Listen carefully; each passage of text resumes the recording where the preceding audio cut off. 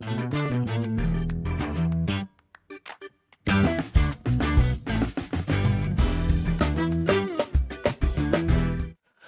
and welcome to Jazz After Dark. How you doing out there?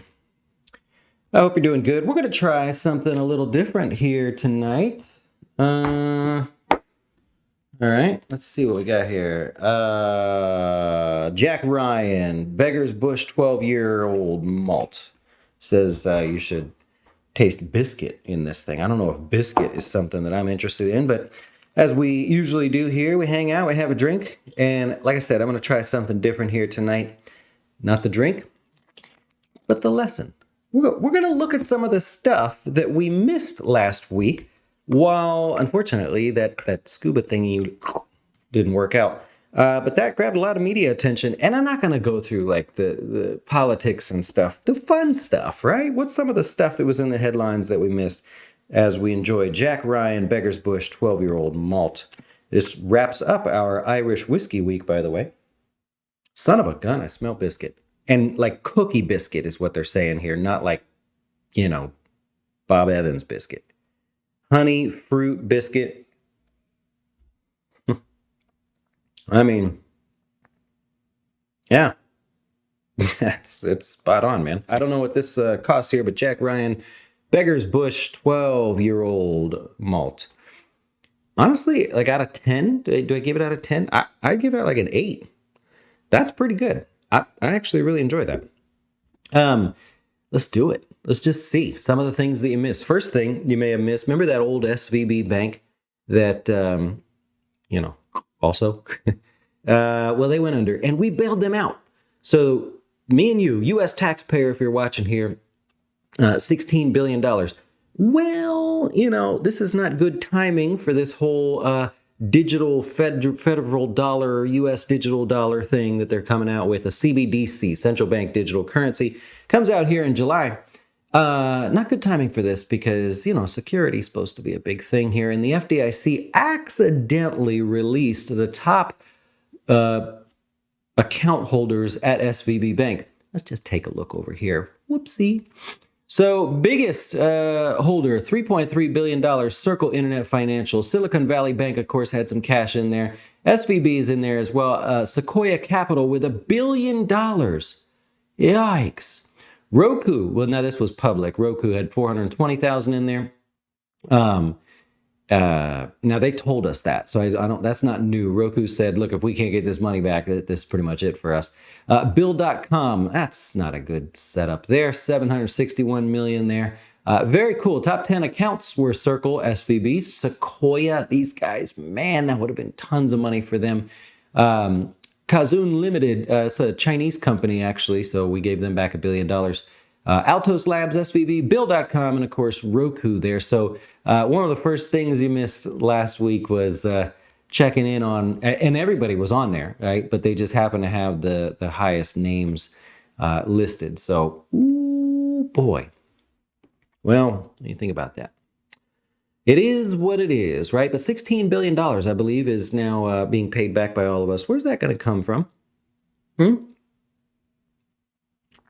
think they're going to raise the tax tables? No, not going to do it. They're going to come up with all kinds of other taxes for us. Here's a fun one. SoftBank? So SoftBank is a huge investment group here. And they've had some troubles lately. WeWork was one of the troubles there. But so the owner, the CEO of SoftBank here, here's the guy right there. Good looking dude. He says he's been talking to AI, in particular ChatGPT, into the wee hours of the night. He's 65 years old. He said it's helped him revive his spirits, man. He's been putting in ideas. And now after putting in these ideas, he's decided that we have to invest in AI because it told him to. AI told him to invest in AI. So he's like, oh man, I come up with all these great ideas. Where is it here? He gets up in the middle of the night, felt a real emptiness. He was sad about all the losses that they had before. Yeah, he's up till 3 and 4 in the morning. He pitched an idea and then he had AI answer it as it raised objections for his idea here. So he's like, all right, I did this a bunch of times. I've been going crazy here. I come up with great ideas. I throw in inventions and stuff in there. And this is the future. So he's decided after this long streak of not doing too well that, well, you know, they're going to go ahead and invest in AI because AI told them to invest in AI.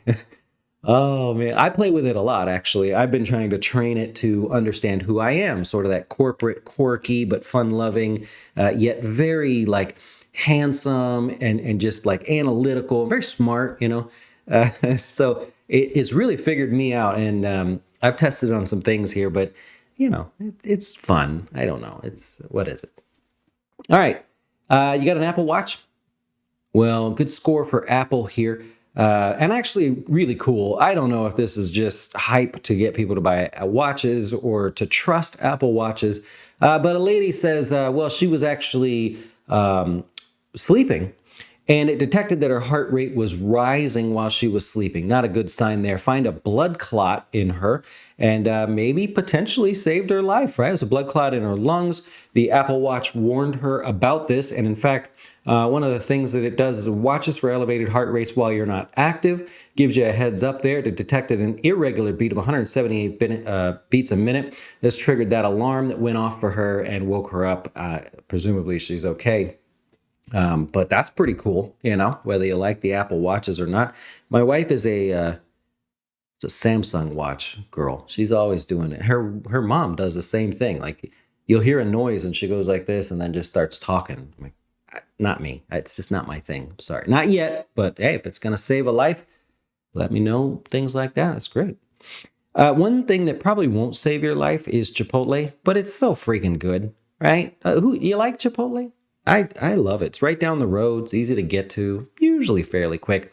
Well, Chipotle and other companies have no choice these days but to watch what you're saying on TikTok. And spooky, great, whatever.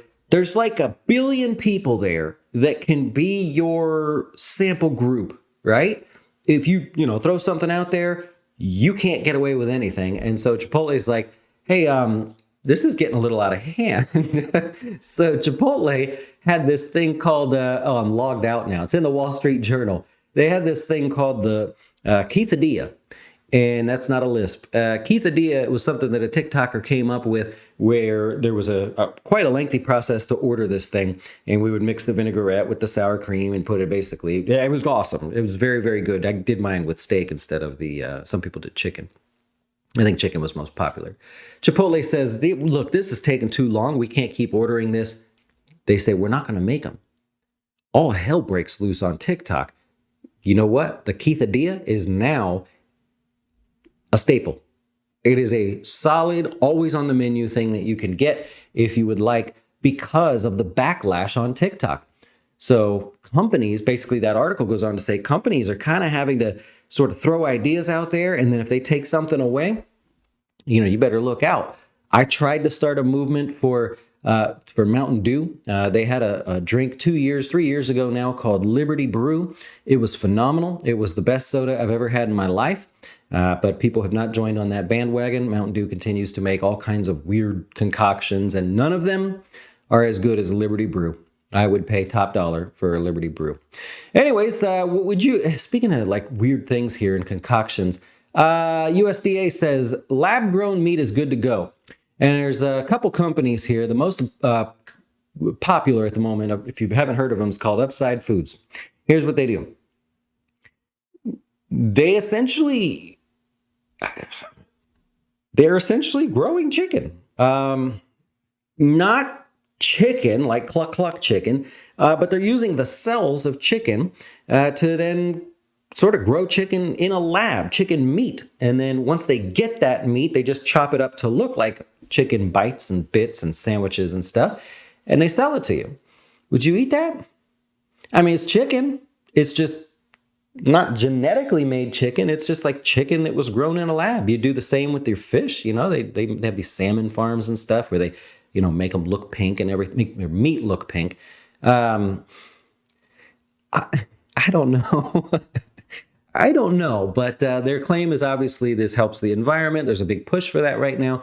And that's their thought there. We use a lot of land. We use a lot of water to feed all these animals that are eventually slaughtered. We can do it a different way. Lab-grown meat using cells from living animals, such as like a fertilized egg, which is incubated and grown into large masses of meat. not a chicken. I think that's what bothers me the most is we're using the cells to grow the meat part of the chicken, but it's not like breathing or anything. Weird. But you know what's going to happen? This is going to be the next like thing to go public, and everybody's going to be asking me questions and, oh my God, should we invest in this? And I mean, I could just see it now. Hey, you know what I mean? Have at it. I don't know what to say. That's a Tesla. It's got some horns on it. Cars.com does a yearly study, or they update their index called the American Made Index. And what they're doing is looking for the most American made vehicles. Interestingly, Tesla Model Y, Model 3, Model X, and Model S are 1, 2, 3, and 4. They rank as the most American made vehicle. Get it? Like, I get it because so Tesla, if you're not familiar with how they build stuff, they basically build all the stuff that they put into the cars. Whereas, and the Ford CEO actually had a whole conversation about this. I don't believe it was during earnings, but it was at some point where he said, you know how difficult it is for us to build a different car because all the different parts from the outside to the electronics to the software, all the different parts come from all over the world. And so it's this huge logistical nightmare, whereas Tesla said, we're just going to make it all right here. Honda Passport comes in 5th place. Volkswagen, first time ever on the list at number 6 there, most American. Then you got some staples, Honda, Acura, Honda Ridgeline, and Acura RDX. There were officially 388 vehicles made there, or that are made here in the United States, and Tesla takes top spot. And I want to throw one thing in there. How do they do this such amazing job? Like Teslas, they're freaking everywhere. How did they do it? Did the government have to mandate that you need to drive an electric vehicle for this to be the number one selling car? Not selling car, but most American made car? No. Did Tesla get to where they're at right now because the government told you that by a certain year you needed to drive it? No, we don't need the government to do that. They just made it cool. Right? I don't have a Tesla. I don't see that I would be buying one. Not my cup of tea. My wife loves them. But it's just cool. You can't help but like the company, their progression as they grow, the CEO, the people that are all around him. That's the thing. That's what everybody's missing out. We don't need the government to tell us what to do. Just make it cool. All right, and lastly, I'm not going to go through all of this. Redfin is a great source for real estate info because they actually let you have it instead of just presenting you with an article. But today I'm going to present you with an article and show you a couple of the slides here. The number of U.S. home sales drops to the lowest record that we can, going back 10 years now, 1.3 million. There's just not many people selling their homes. And these guys go on to say, well, think about it. Every mortgage owner or homeowner out there basically has an interest rate below 6%. They're going to just stay put because 30-year rate obviously is now higher and predicted to go even higher. Median sales price, $419. Month over month change, but we're actually down. So median sales price is actually down there. One of the things that I thought was cool, that's the change in the median sale price. A couple things that I find pretty interesting. And then can I zoom out? Maybe just so you can see everything here. Median sales price, average sale to list price. I think that's cool. Average sale to list, meaning it sold how close to the list price. So for example, down here at the beginning of the year, you basically got 97% of your asking price. We are still getting 100% in the month of May of your asking price. That's pretty cool, right?